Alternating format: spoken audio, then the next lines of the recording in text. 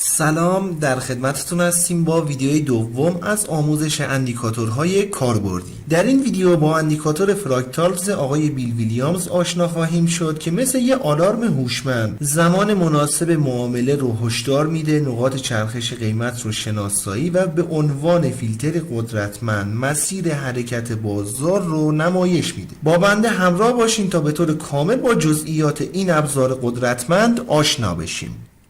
در تحلیل تکنیکال، درک صحیح ساختار بازار و نقاط بازگشت یکی از کلیدهای موفقیت در معاملات هست. حالا یکی از ابزارهایی که در این مسیر کمک میکنه اندیکاتور فراکتال هست. این اندیکاتور یه الگوی رفتاری از کندل ها هست که نشون دهنده نقاط احتمالی چرخش بازاره و در صورتی که شناخت کافی ازش داشته باشیم میتونه جزو یکی از قدرتمندترین اجزای سیستم معاملاتیمون تبدیل بشه.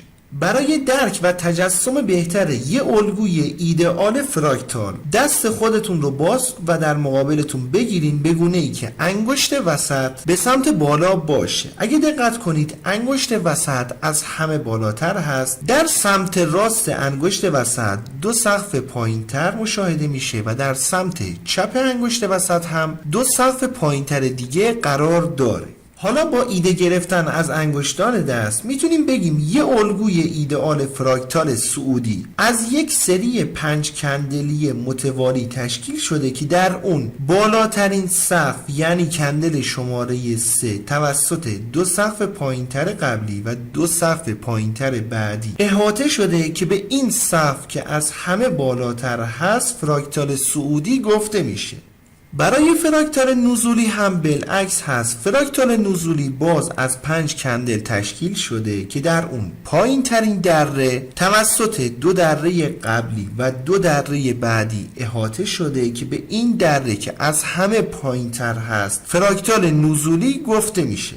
و اما نوع دیگری از فراکتال هم وجود داره که هم میتونه یه فراکتال سعودی باشه هم فراکتال نزولی. یعنی یه کندل با رنج بزرگ داریم که بالاترین قیمت اون از سقف دو کندل قبل از خودش و سقف دو کندل بعد از خودش بالاتره. پایین ترین قیمت این کندل هم از دو دره قبل و دو دره بعد از خودش پایین تره. با این اوصاف ما یه فراکتال داریم که بهش فراکتال مشترک سعودی و نزولی گفته میشه که میتونه هم بخشی از فراکتال سعودی باشه هم بخشی از فراکتال نزولی.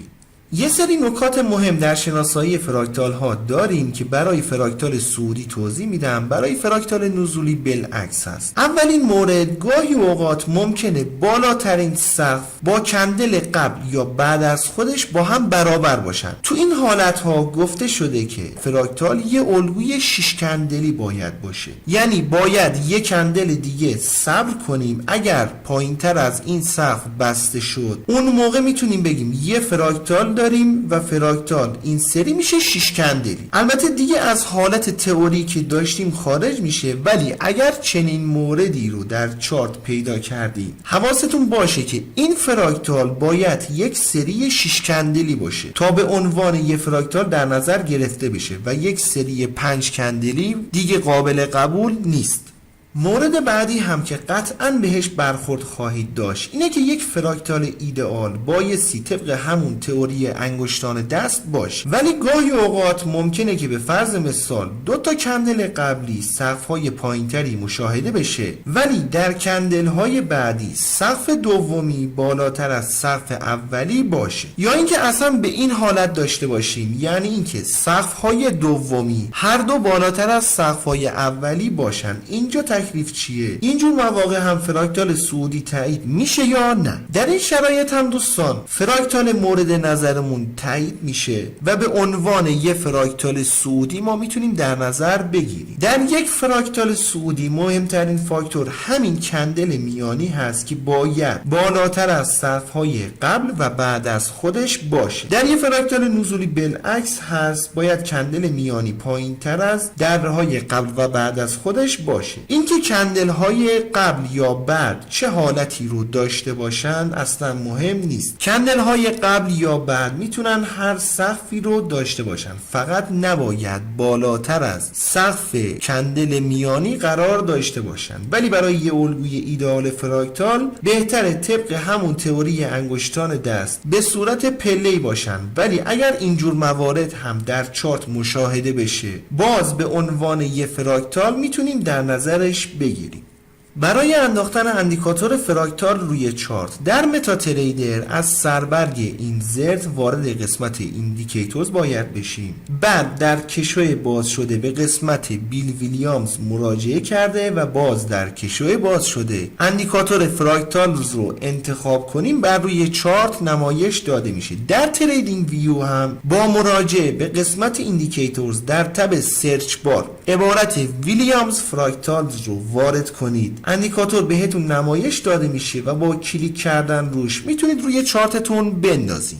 پس از انداختن اندیکاتور روی چارت با چنین صحنه‌ای مواجه خواهید شد که فراکتال های صعودی با یه مثلث به سمت بالا و فراکتال های نزولی با یه مثلث به سمت پایین نمایش داده میشن. در تریدینگ ویو هم یه مثلث نمایش داده میشه ولی مثل این مورد نیست. البته در تریدینگ ویو یه پریود هم داره که بایستی به درستی تنظیم بشه که در ادامه خدمتتون توضیح خواهم داد و اگر به درستی تنظیم نشه کلا محاسباتش اشتباه خواهد بود. دقت داشته باشین دوستان، به فرض مثال این فراکتال صعودی پس از دو کندل بعد که پایینتر از این های صفهای پایینتری رو تشکیل میدن تثبیت میشه. یه فراکتال نزولی هم بالعکس، یعنی این فراکتال نزولی پس از یه حرکت شارپ و برگشت در این کندل قرمز رنگ تثبیت شده. بنابراین فراکتال تا زمان تثبیت شدن یه حالت اصلاحی رو داره. حالا چطور میتونیم ازش استفاده کنیم رو در ادامه بهش میپردازیم، ولی این نکته رو در نظر داشته باشین که به علت حالت اصلاحی فراکتال تا زمانی که بخواد تثبیت بشه، به فرض مثال ما در این محدوده نمیتونیم اقدام معامله فروش کنیم و یا اینکه در این محل نمیتونیم اقدام معامله خرید کنیم. اشتباهی که خیلی از افراد مرتکب میشن اینه که از ماهیت شکلگیری فراکتال ها اطلاعی ندارن و متاسفانه ممکنه متضرر بشن و اندیکاتور کنار گذاشته بشه. و اما یکی از ایراداتی که اندیکاتور فراکتال در متاتریدر داره اینه که بازه زمانی شناسایی فراکتال ها رو فقط بر روی 5 کندل میتونیم قرار بدیم، یعنی دقیقاً همون دیدگاهی که آقای بیل ویلیامز داشته. ولی یه اندیکاتور با این نام داریم که فایل اندیکاتور در کانال تلگرامی قرار داده شده. لینک دانلودش رو هم براتون در قسمت توضیحات ویدیو قرار میدم، میتونید مراجعه و دانلودش کنید. این اندیکاتور بهتون کمک میکنه که بازه زمانی شناسایی فراکتال ها رو تغییر بدید. به فرض مثال اگر بر روی عدد 3 قرار داده بشه، اون موقع یه فراکتال صعودی زمانی تشکیل میشه که یک سقف قبل و یک سقف بعد پایینتر باشه. یا مثلا اگر بر روی عدد 7 قرار داده بشه، اون موقع 3 تا کندل در سمت راست و 3 تا کندل در سمت چپ فراکتال باید بالاتر یا پایینتر قرار داشته باشه تا بیاد فراکتال ها رو شناسایی کنه. در تریدینگ ویو هم دقیقاً همین مورد برقرار هست و اونجا پریودش رو به صورت دیفالت بر روی عدد 2 قرار دادن که کاملا اشتباهه. شما با این توضیحاتی که خدمتتون ارائه شد میتونید بهترین پریود رو براش در نظر بگیرید. در کل به صورت دیفالت و دیدگاه آقای بیل ویلیامز بر روی یک سری 5 کندلی هست و قاعدتا این عدد باید بر روی عدد 5 قرار داده بشه. ولی اگه میخواین فراکتال ها رو براتون در بلند مدت بررسی کنه، اون موقع میتونید عددش رو بالاتر قرار بدید. ولی به این نکته هم توجه داشته باشین که پریود این عدد رو باید یک عدد فرد انتخاب کنید. مثلا اعداد 7 9 11 13 و غیره. دلیلش هم برمیگرده به همون تئوری انگشتان دست که خدمتتون توضیح داده شد. ما یه فراکتال داریم که به اندازه یک عدد خاص در سمت راست و چپ باید بالاتر یا پایینتر از اون دره یا قله‌ای نداشته باشیم تا فراکتال شناسایی بشه. به همین منظور هم بهتره پریود فراکتال ها رو یه عدد فرد انتخاب کنید. دوستانی هم که در تریدینگ ویو کار میکنید حتما پریود اصلی رو تغییر بدین. عدد 2 اشتباهه. ما بقیه گزینه هایی هم که برای اندیکاتور در نظر گرفته شده چیز خاصی نیست. این دو گزینه مشخص میکنه که فراکتال ها بر روی های و لو بررسی بشه. مثلا میتونید این گزینه رو بر روی کلوز هم تنظیم کنید. این اعداد هم فاصله بین محل قرارگیری فلش فراکتال تا قیمت رو تعیین میکنه که چیز خاصی نیستن. در کل این گزینه ها در تعیین فراکتال ها هیچ نقشی رو نداره.